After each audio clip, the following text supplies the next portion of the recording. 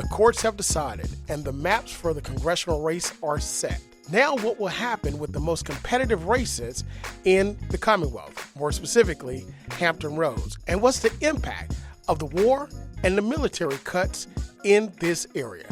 It stayed the water. I'm your host, Eric Claville, and you're joining us for our midterm election series as we look at the impact of the war and military cuts here in the Commonwealth. Once again, I want to thank you for joining us, as you always do, as we broadcast from the campus of the Norfolk State University, home of the Spartan Nation, from none other than WNSB, Hot 91, the soul of VA. I don't know about you, but it is summertime. I'm glad about it. Of course, it was a little rainy for about a week across the South and the Southeast, and we were drenched here in Norfolk as well and across all of Hampton Roads, but we made it through. So we're thankful for the rain showers, the April showers, the May showers, as they call it, and now it is summertime. School is out. Graduations have taken place, and there are some still taking place, so congratulations to all the graduates that have graduated and that are going to graduate as well. But with that, we want you to remain safe throughout the summer, have fun, and spend time with family. We know we are. The boys are home for the weekend from college, and we'll see what happens there. But once again, family is everything. Well, if you've been joining us, you know that we've been covering and following what's happening across not just the Commonwealth of Virginia, but really the country as it relates to the redistricting arms race. Now, we're not going to go into it. We've already talked about it a lot, and the court has spoken, and it's set. We do know that the court spoke here, the highest court in Virginia, Supreme Court, and the U.S. Supreme Court, in rejecting to hear a challenge to their decision, which basically nullified the results of the election for map changes, right? With that, we also find where at this point, as of last week, the Republicans have about a net 10 seats with all the redistricting to protect their razor-thin margin.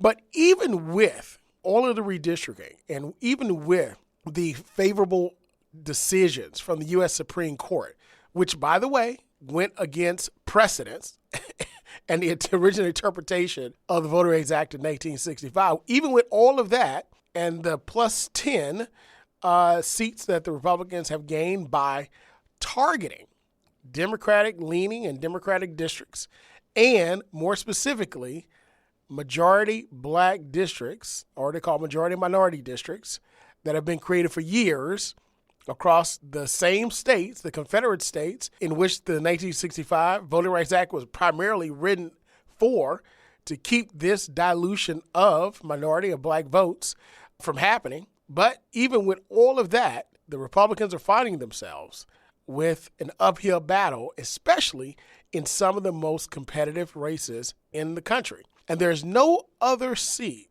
that's more competitive in the country than District 2. And that is Congressional District 2, which represents Virginia Beach as the seat of it. And currently representing that district is Congresswoman Jen Kiggans.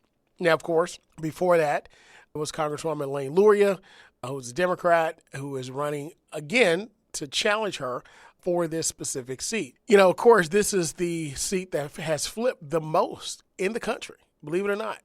I always say, as Virginia goes, so goes the rest of the country. So we'll see just how true that is as it relates to what's taking place across the Commonwealth. Now, when we take a look at these races, the congressional races, one of the major issues, well, there are really several, but the major issues that are going to impact a lot of voters are going to be what we call kitchen table topics that are being dictated by cuts to the military and also the war in Iran. Now, these two issues have taken gas prices sky high. I don't know about you, but it seems like every time I go to the pump once a week to fill up, it's a few cents higher. In the last 3 months, I believe, it's going up $2 across the board. Now, many people will say, well, it's just $2 a gallon, right?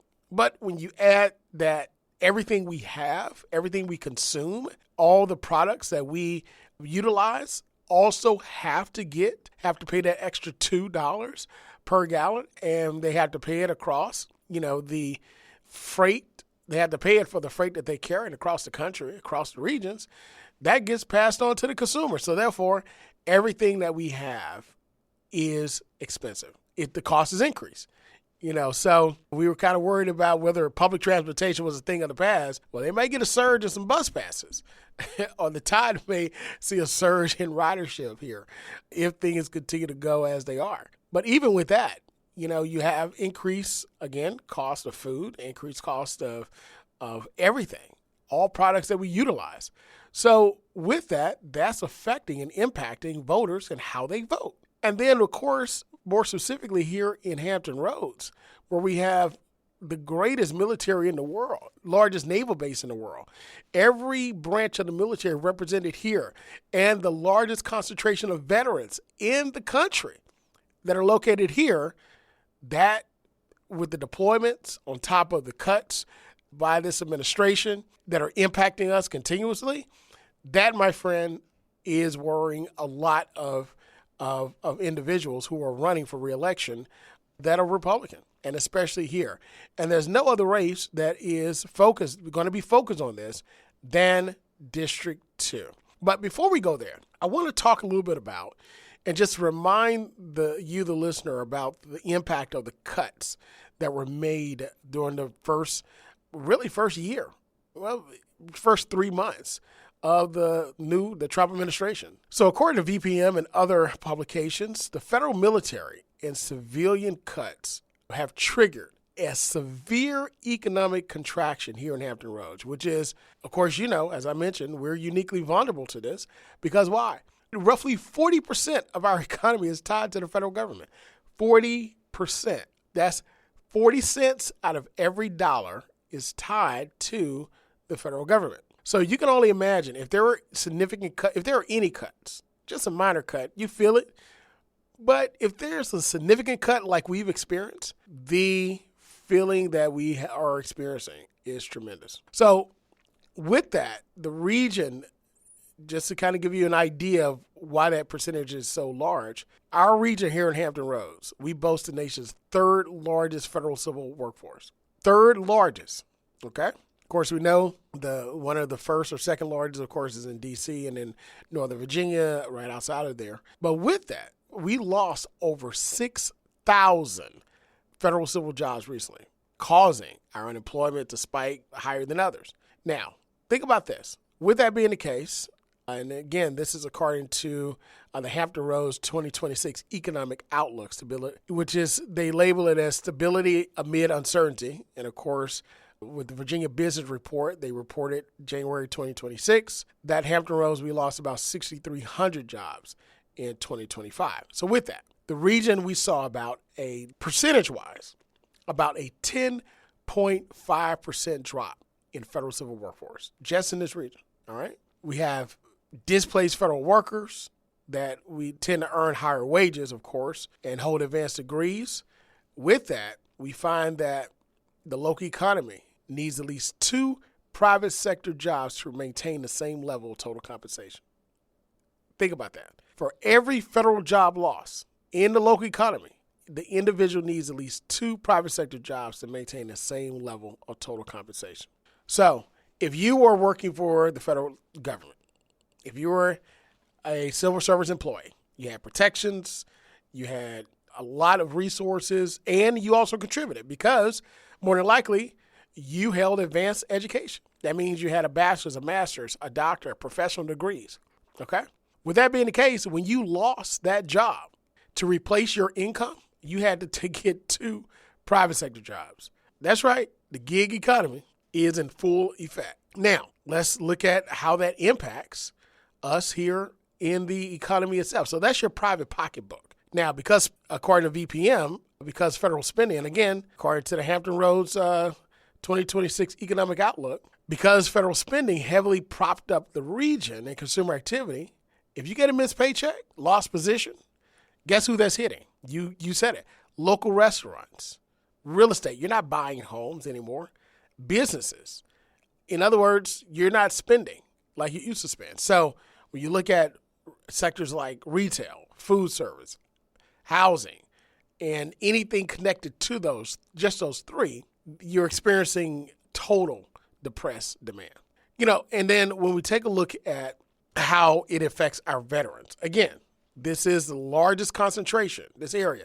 I'm a veteran myself. I love this area. I don't ever want to leave this area. With that, the strain on veterans, reductions of targeted key operations like veteran affairs, those systems. With that, we got increased lines at our VA, reduced quality of care, and all things connected to that. So once again, if you're a civil service worker, you were hit hard. If you're a veteran, you're hit hard. Now, of course, your retirement is not hit. That stays the same. We get the, COL, cost of living increase, and things of that nature. But the services that you normally would utilize, those are being cut back. Now, with that, we do have some major capital projects, we do know. And, of course, the Naval Shipyard is received some major contracts because we have to get spending up in order to build the naval ships and submarines that the Navy needs in order to defend our country. But with that, of course, that helped out some, but it didn't replace all. So when we take a look at overall, you got regional economists, they're looking at these indicators, this job displacement, impact on labor force. But at the end of the day, those factors play a major role in how individuals vote, okay? So if you look at that large number of individuals, that percentage, 6,300 jobs we lost, all right? 6,300, according to Virginia Business Report. In this area alone, we're not talking about the Commonwealth, we're not talking about Northern Virginia, we're not talking about the whole state. We're talking about in this Hampton Roads region alone, 6,300 jobs lost as of last year, right? Added a few because of the Naval Shipyard, but of course there were delays there and things of that nature. But veteran services were hindered. I don't see a lot of veterans leaving the area, but still just quality of life, quality of services are impacted. And then, of course, a lot of businesses were shut down or had to lay off staff because, why? If you don't have a paycheck, brother, you're not spending money. Trust me, I understand.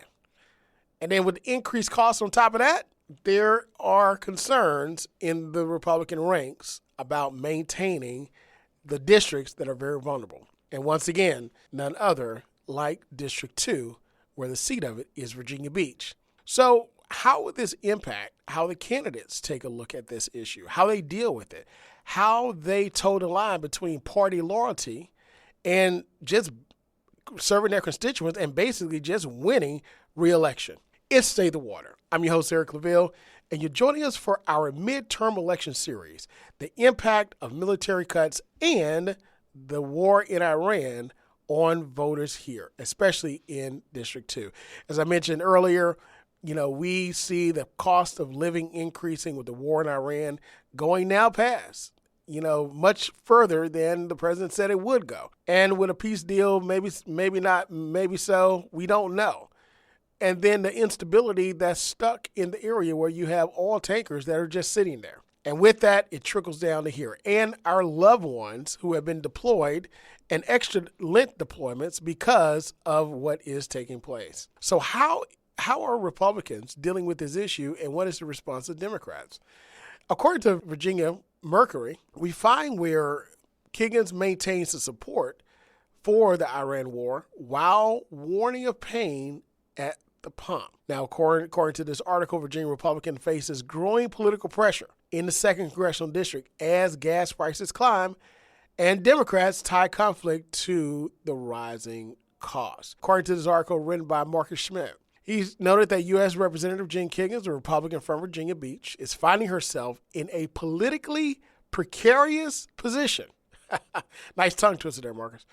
As she seeks a third term in one of the nation's most competitive congressional races. So what's happening is she's continuing to defend her support for President Trump and his administration war in Iran, which, of course, as a party line, you got to do that, right? While also acknowledging the economic strain the conflict is placing on voters back home. As a matter of fact, during an appearance in April on a talk show, The John Frederick Show, she underscored her support for U.S. military actions against Iran, saying, quote, she couldn't be a stauncher supporter, quote, unquote, of the effort. She said, I look forward to continuing to support not only the actions of the administration, but also our men and women in uniform and their families who are here in Hampton Roads.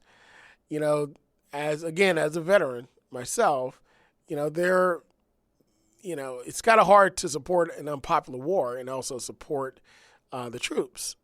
Because if the troops aren't, of course, we do our job as assigned, but, you're also looking for individuals to come back and re-up and continue to serve at a very high level. And when morale is down, it's kind of hard to get it back up.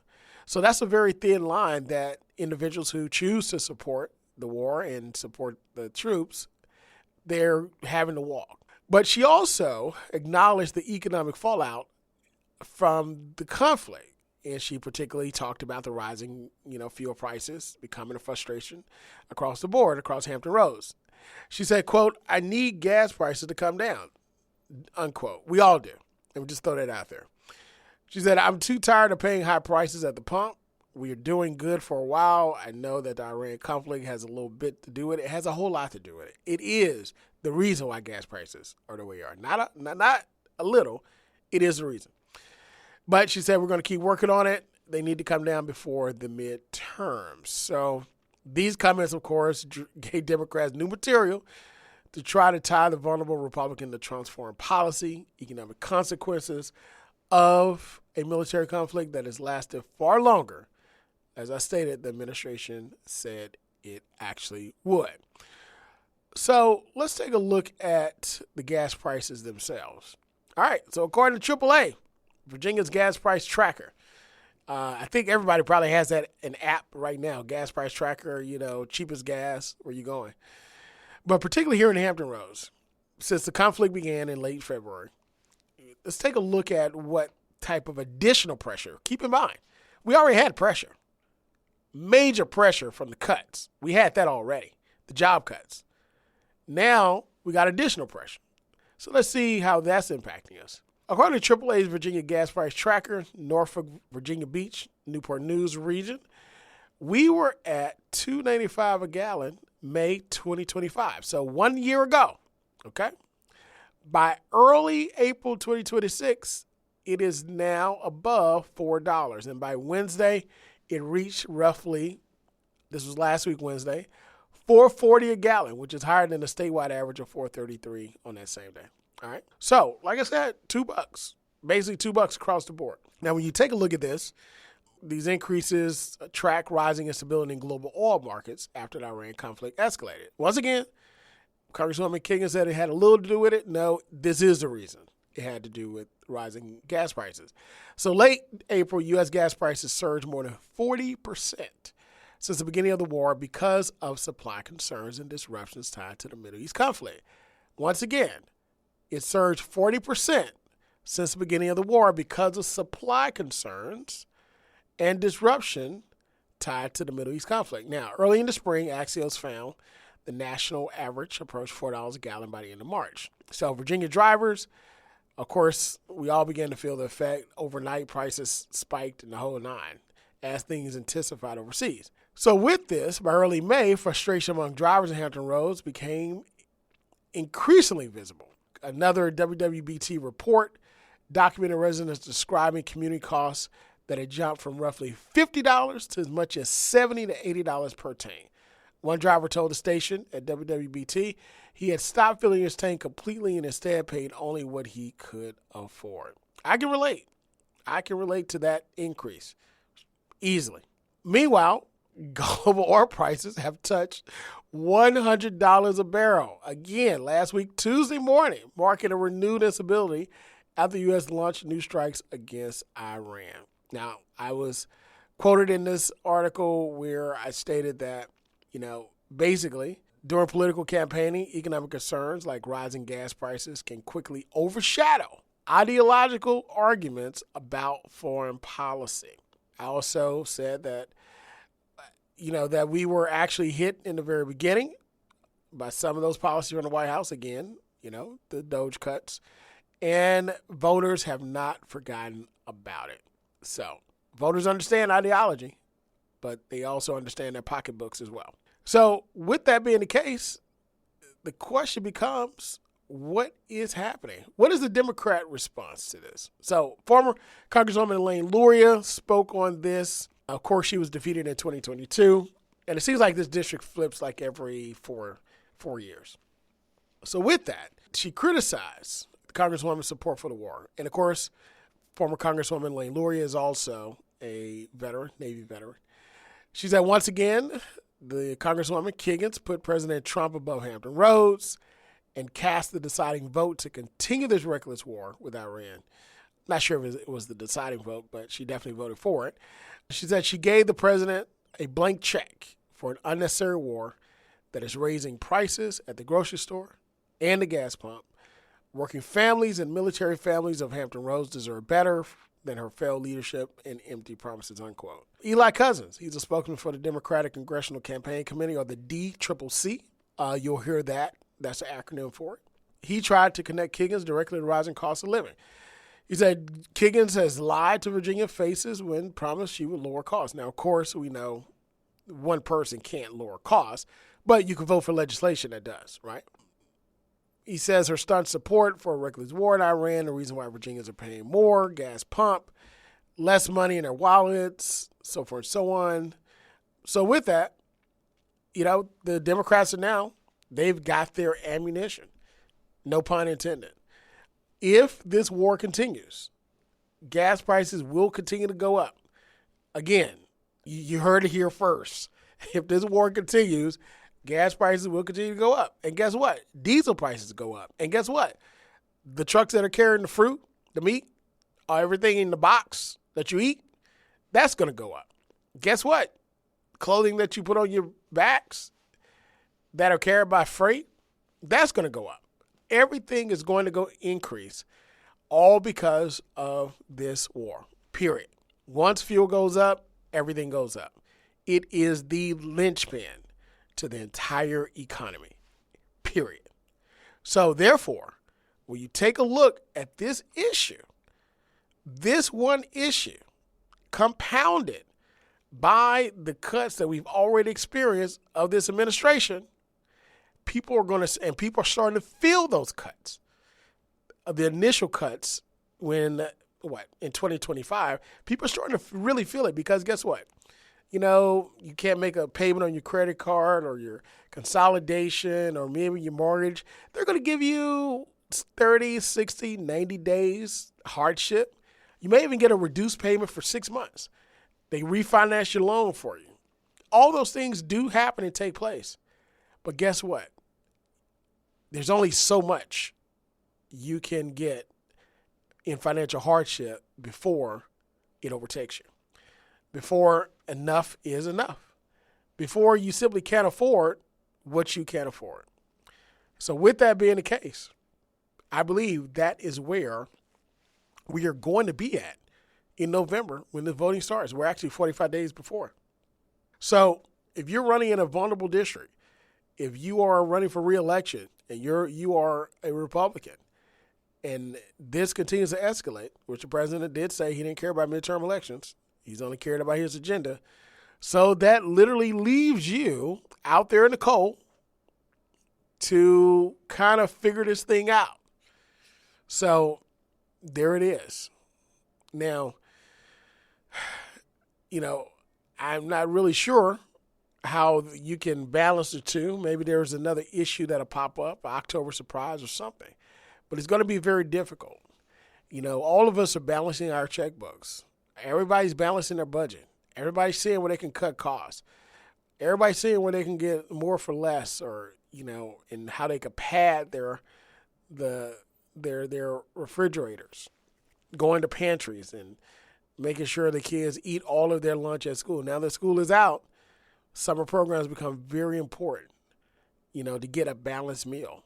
And with the cut of food sources, funding for food, supplemental food, or SNAP by the Republicans in the big, beautiful bill to fund tax cuts. Keep in mind, health care and food was cut to get $1.3 trillion. And this is nothing new.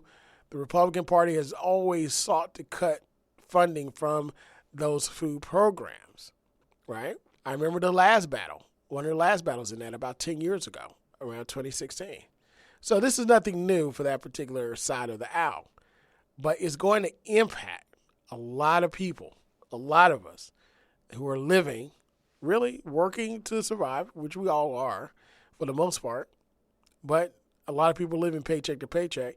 And as I said before, according to the Hampton Roads Economic Outlook, Virginia Business Report, those individuals with those jobs, they need 2 private sector jobs to get that same total compensation from the federal government, they were highly compensated for high level work that added value, not just to this region, but to this country. Those jobs are gone.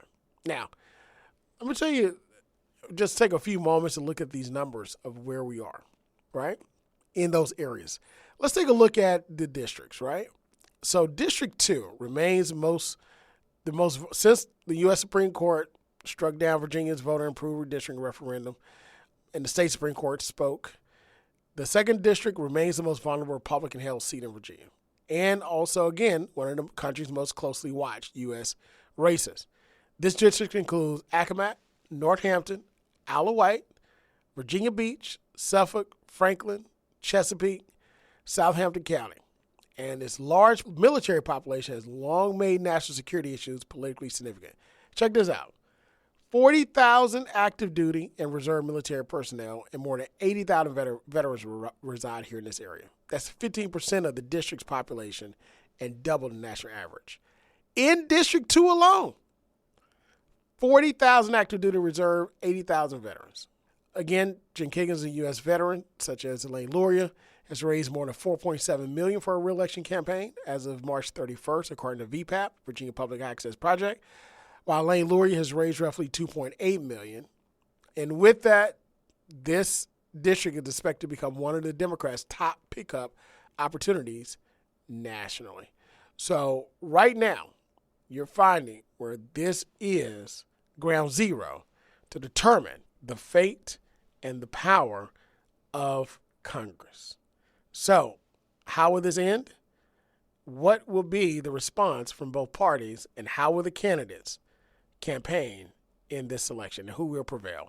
Continue to check in with us as we continue to discuss these issues and bring movers, shakers, and policymakers to you to discuss issues important to the community. Until next time, be good, be great. God bless. And as always, we will see you next week. Hi, I'm Carrie Washington, and you're listening to State of the Water with award-winning host Dr. Eric Clavel.